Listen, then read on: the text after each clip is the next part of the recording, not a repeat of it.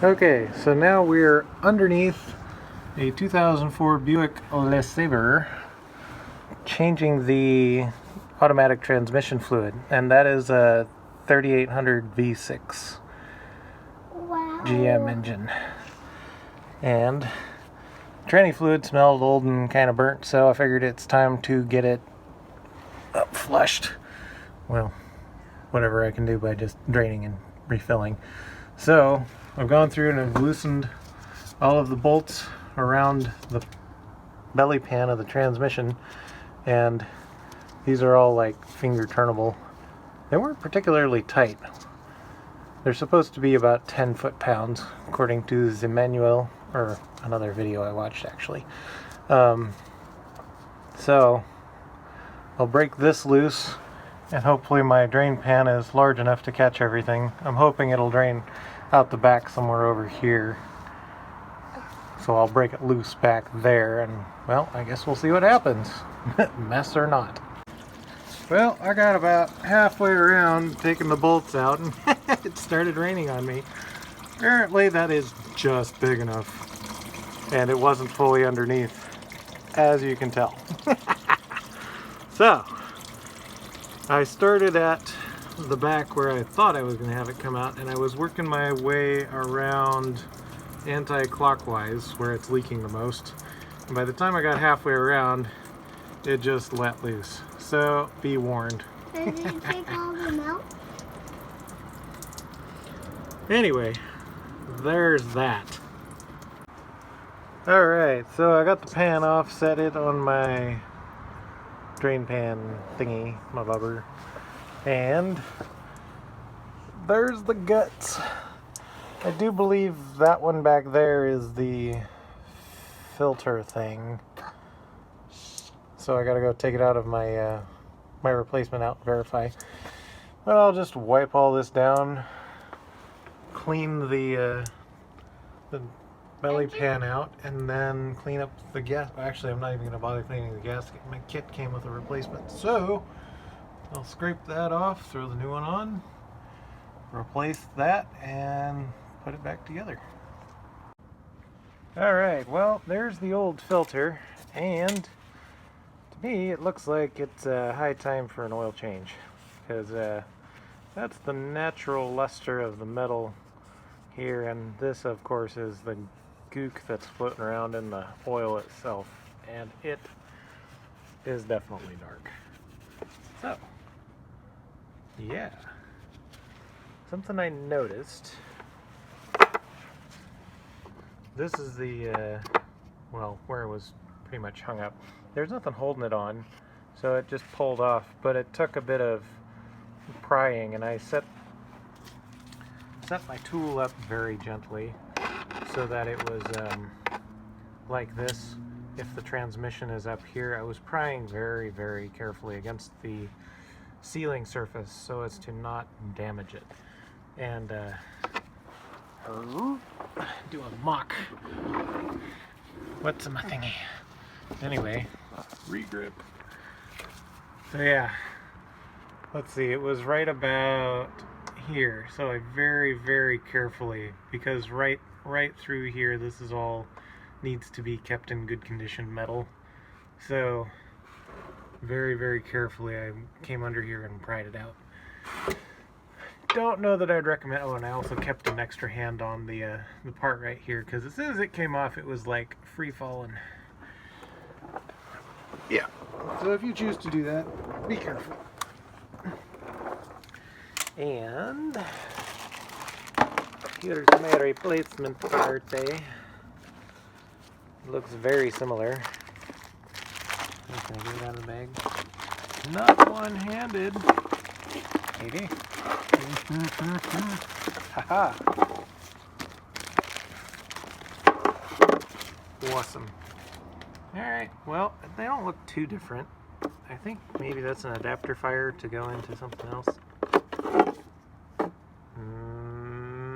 Maybe not. Maybe that part is still in the tranny. I'll have to check. Huh. Good to know. So I think I'll poke around to see if I can find this piece, whatever it is, in the tranny, and then throw that in if I can't find it, or take that one off and then throw it in. So there's that. Okay, so I got this loose from some amount of trickery wherein I took my channel lock type pliers, or whatever you want to call them. These are Vice Grip brand.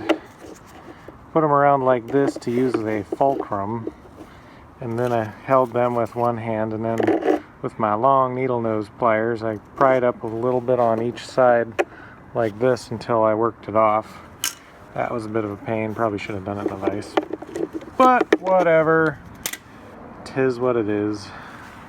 Anyway, I looked at this, felt the inside with my finger, and then compared it to the one that's actually still in the transmission. And I'm going to leave the one that's in there where it is, because this one got a little marred from my experimentation trying to get it off. It did not want to rotate. I tried grabbing it with the channel locks, or the vice grips, whatever, and to twist it, but because it's dry rubber, it wasn't turning. It was actually flexing that, so I stopped.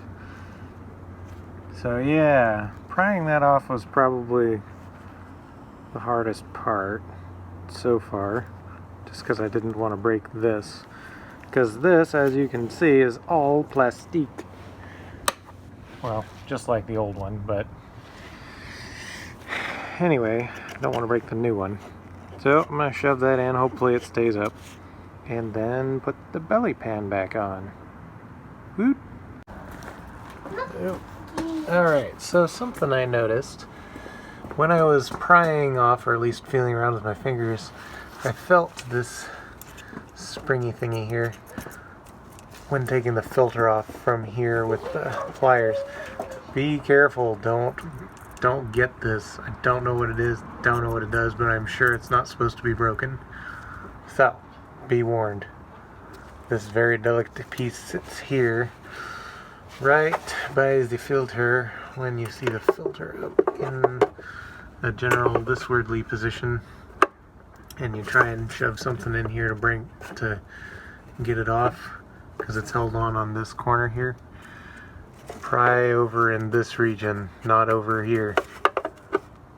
FYI.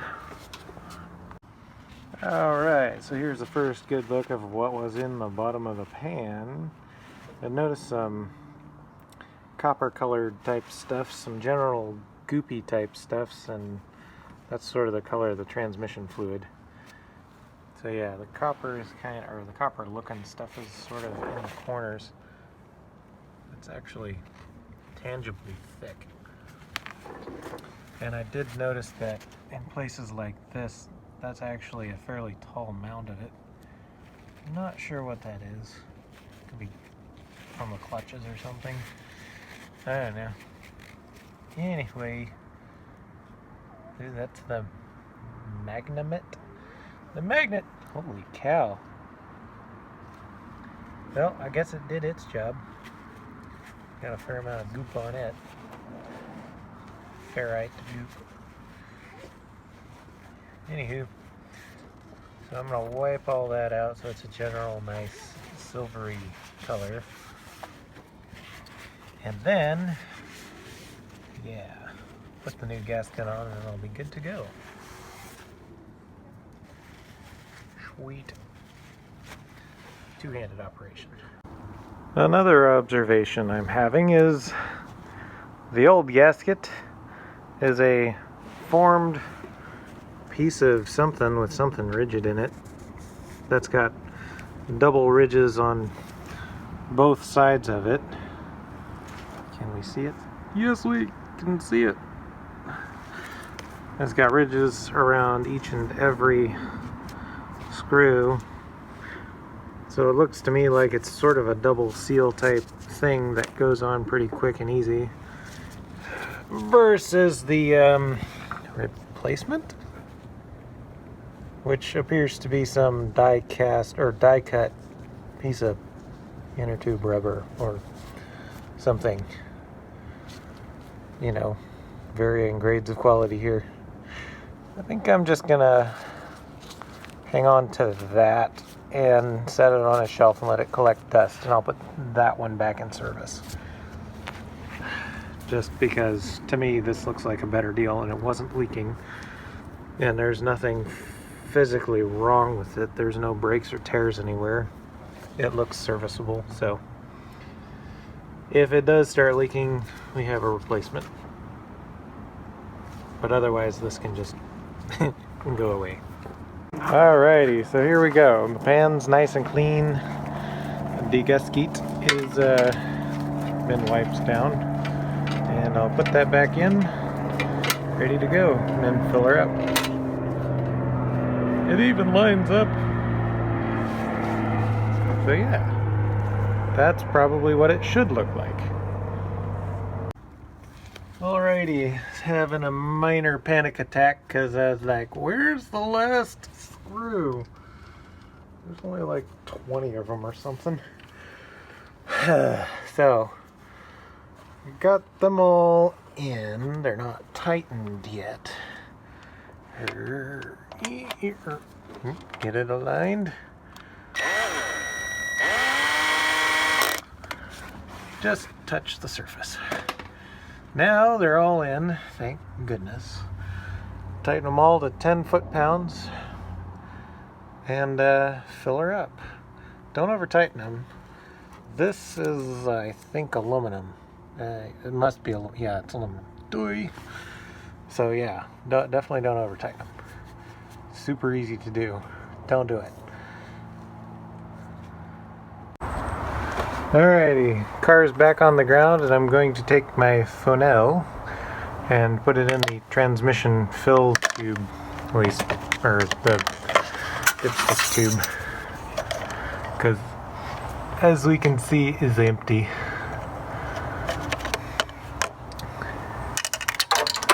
Nope.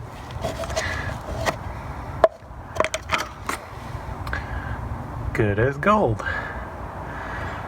Now I'm not going to make a mess on camera this time. Hee hee. The aftermath. Definitely have a better positioned drain pan when you remove the transmission's belly pan.